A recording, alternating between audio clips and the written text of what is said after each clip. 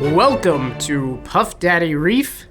This is an update of the deep blue 80-gallon aquarium. It's an 80-gallon frag tank, so it's the same footprint, 4 foot by 2 foot, as a 125-gallon, but it's a little bit shorter.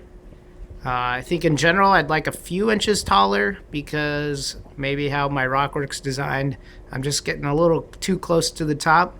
But I try to keep things low in general. The tank is doing great.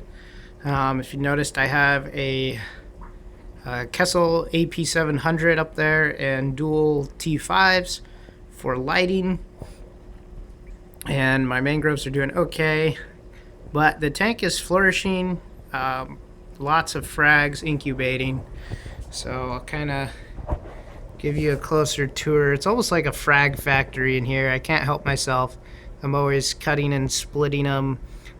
So I have a bunch of zoanthids down here pretty low. Zoanthids and Polyps just on square plugs.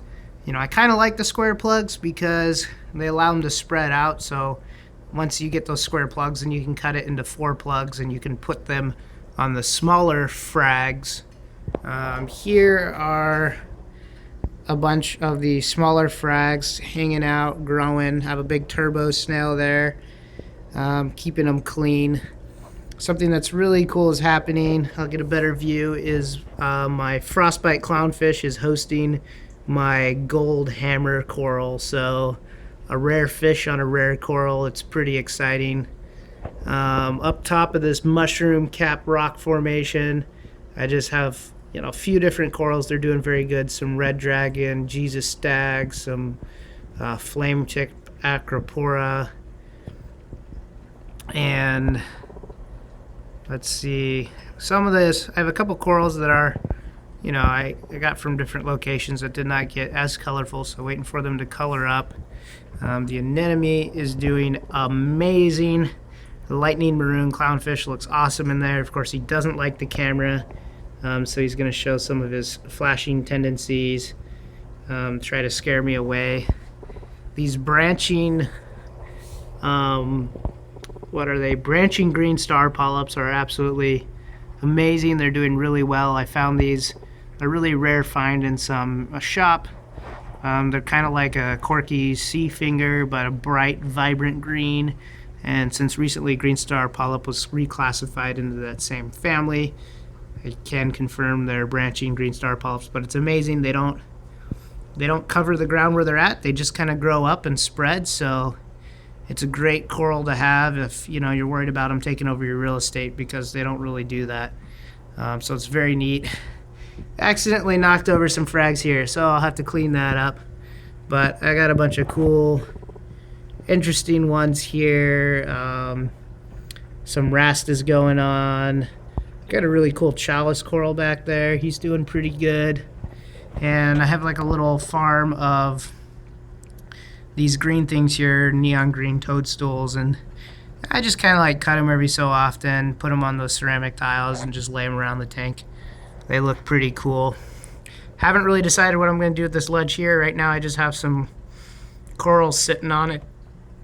I got a Tyree pink lemonade or whatever lemonade coral right there.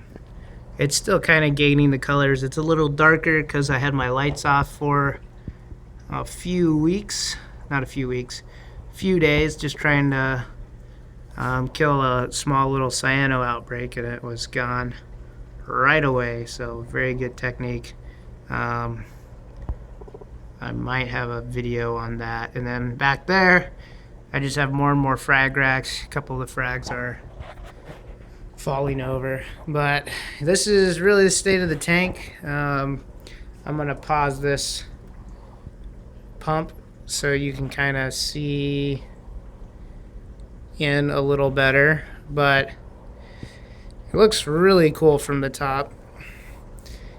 Let me push that down, that helps a little. So this is what the tank looks like from above, and sorry this video is a little long, but it's just things are going really well in the tank right now, so I want to show you everything.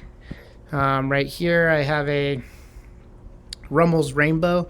It took a long time. It started as just a little stub, and then it kind of encrusted out and is fanning out, which is really cool.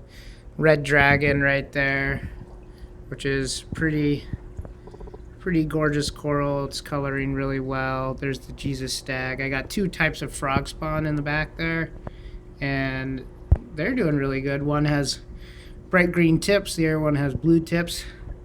So it's just neat to see all these different types of color morphs, and just lots and lots of corals.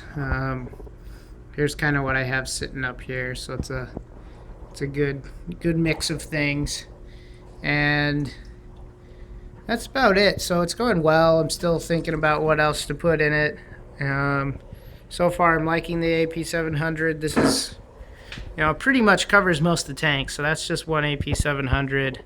I would say you have to put it up pretty high to get full coverage. I would probably be even better to put it up a little higher and just run it on a lot more power than I'm used to running LED lights. But I think with a little more height, I'll get some better coverage. And then the sump doesn't look too great. It's kind of green. I got my different algae in there growing to suck all sorts of things out. And then I have my anemone farm, which is doing pretty good. But there's some sort of algae growing down in there. So that's good though. It should be growing in the sump, not in the tank. And that's what we've achieved. So I think that's it. Maybe I'll give you an interesting shot from really high up as we end this video to maybe some cool music.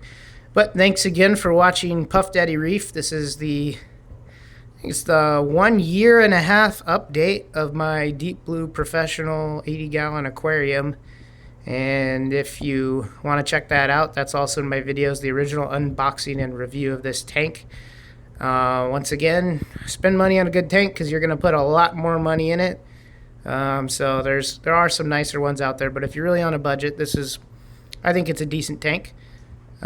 Just see how it goes. So thank you very much. Please like and subscribe, and happy reefing.